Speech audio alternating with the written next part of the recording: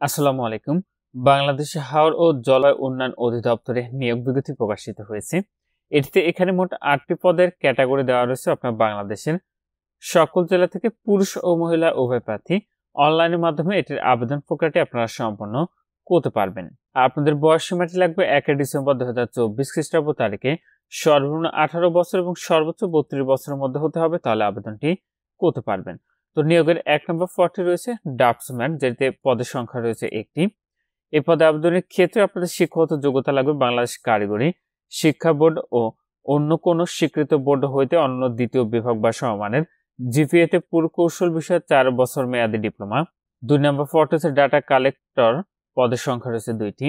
এটিতে কোনো স্বীকৃত বিশ্ববিদ্যালয় হইতে অন্য দ্বিতীয় শ্রেণী বা সমমানের সিজিপিএতে স্নাতক বা সমমানের ডিগ্রি, কোনো স্বীকৃত প্রতিষ্ঠান হইতে কম্পিউটার ও তথ্য প্রযুক্তিতে প্রশিক্ষণ সনদ প্রাপ্ত এবং কম্পিউটার মুদ্রাক্ষর সর্বনিম্ন প্রতি মিনিটে ইংরেজিতে 20 শব্দ এবং বাংলায় 20 শব্দ থাকতে হবে।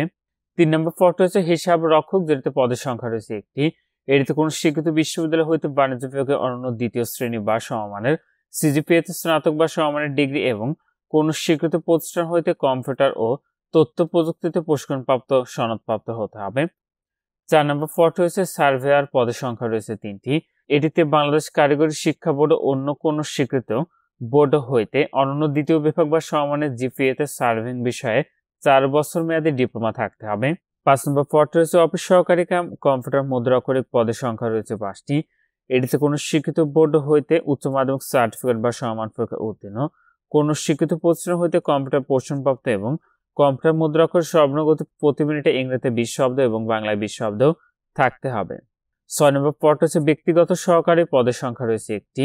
এটিতে কোনো স্বীকৃত বোর্ড হইতে অনন্য দ্বিতীয় বিভাগ বা সমমানের জিপিএতে উচ্চ মাধ্যমিক সার্টিফিকেট বা সমমান পরীক্ষা উত্তীর্ণ হতে হবে, কোনো স্বীকৃত প্রতিষ্ঠান হইতে কম্পিউটার ও তথ্য প্রযুক্তিতে প্রশিক্ষণপ্রাপ্ত সনদপ্রাপ্ত এবং কম্পিউটার মুদ্রাক্ষর সর্বনিম্ন প্রতি মিনিটে ইংরেজিতে 20 শব্দ এবং বাংলায় 20 শব্দ থাকতে হবে।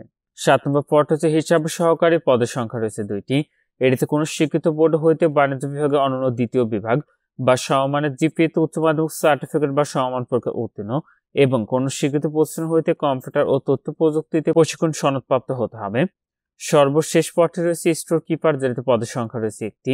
এটিতে কোনো স্বীকৃত বোর্ড হইতে অনন্য দ্বিতীয় বিভাগ বা সমমানের জিপিএতে উচ্চ মাধ্যমিক সার্টিফিকেট বা সমমান পরীক্ষা উত্তীর্ণ, কোনো স্বীকৃত প্রতিষ্ঠান হইতে কম্পিউটার ও তথ্য প্রযুক্তির প্রশিক্ষণ সনদপ্রাপ্ত এবং কম্পিউটার মুদ্রাক্ষরের সর্বনিম্ন আপনার প্রতি মিনিটে ইংরেজিতে 20 শব্দ এবং বাংলায় 20 শব্দ থাকতে হবে।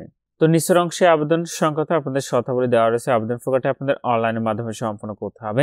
এখানে যে ওয়েবসাইটের ঠিকানাটি দেখতে পাচ্ছেন, এখান থেকে অনলাইনের মাধ্যমে আবেদনটি করতে হবে। আবেদনটি ইতিমধ্যেই 7 জানুয়ারি 2025 খ্রিস্টাব্দ তারিখ সকাল 10টা থেকে শুরু হয়েছে।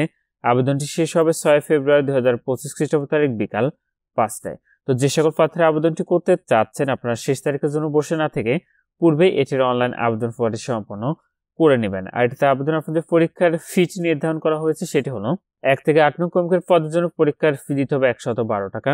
এখানে যে 8টি পদের ক্যাটাগরি দেওয়া হয়েছে, 8টি পদের জন্য আপনার পরীক্ষার ফি নির্ধারণ করা হয়েছে 112 টাকা।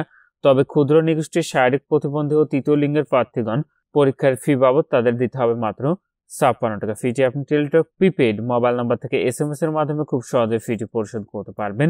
আর আপনাদের প্রবেশপত্র প্রাপ্তির যে বিষয়টি পরবর্তী আপনার মোবাইলে এসএমএস এর মাধ্যমে জানিয়ে দেবে, তখন আপনি নির্ধারিত এই ওয়েবসাইট থেকে খুব সহজেই আপনাদের প্রবেশপত্র কিন্তু ডাউনলোড করে নিতে পারবেন।